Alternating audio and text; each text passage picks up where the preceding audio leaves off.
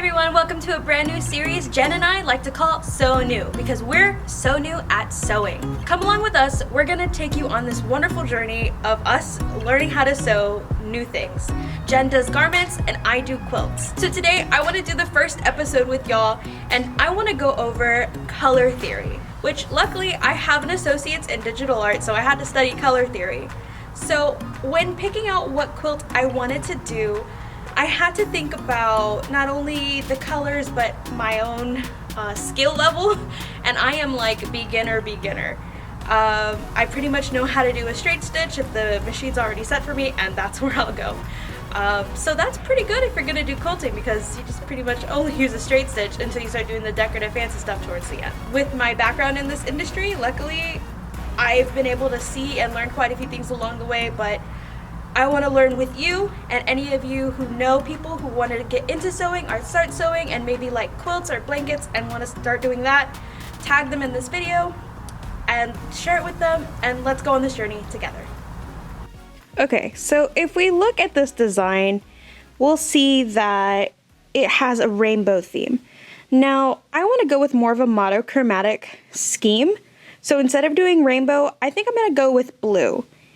And we have a lot of blue, and I could choose solids, or I could choose like, this is a Northcott fabric, and they have like this nice little like texture to them. I think I'm gonna go with a dark blue color scheme. And I'll show you how I find my color schemes on Adobe Color. The website you're going to want to use to find your color story for your quilt blocks is going to be Adobe Color.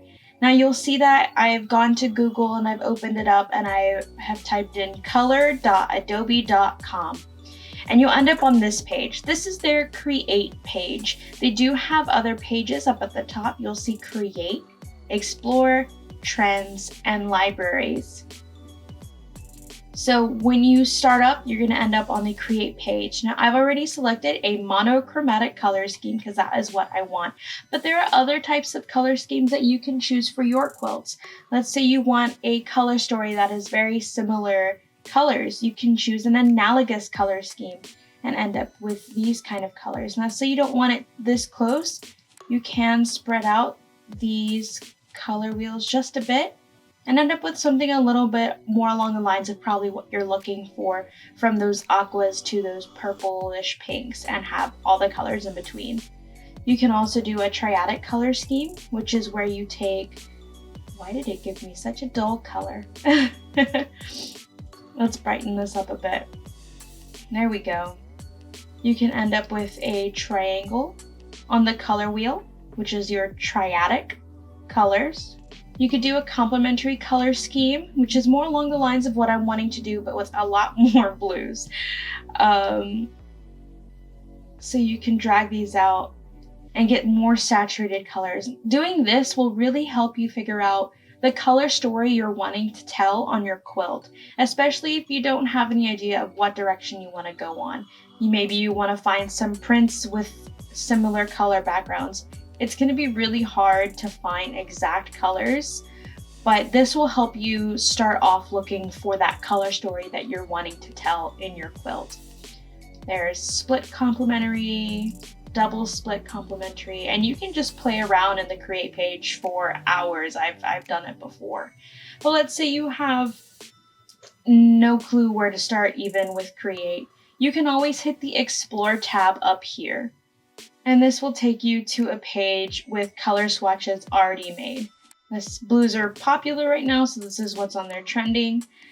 You can pick any of these color swatches to go off of, print it out, take it to the quilt shop with you, and get the colors that you want. Bring it here to Gromes. Maybe you want purples. We have a ton of purples in batiks, a ton of blues in batiks, and batiks are great for quilting because the fabric doesn't fray. See, this is kind of what I'm wanting to go off with my quilt here, is this blue and yellow color story.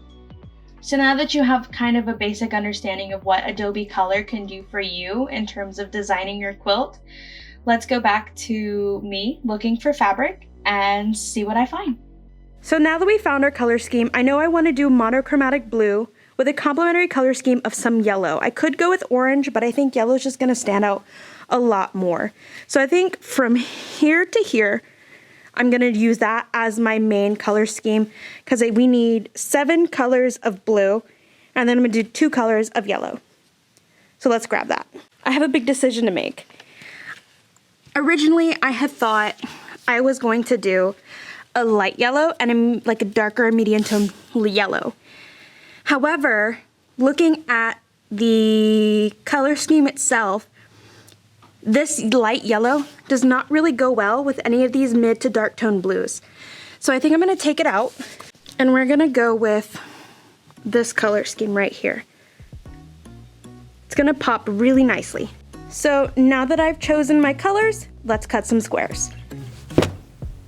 All right, let's talk about cutting. When I cut my fabric, I needed to make it smaller than what the pattern had called for. The pattern wanted a 10-inch half square triangle. So I would be cutting 10 inches and that would be my block. And you could totally do that, but I wanted it smaller. So instead of doing 10 inches, I cut 7 inches.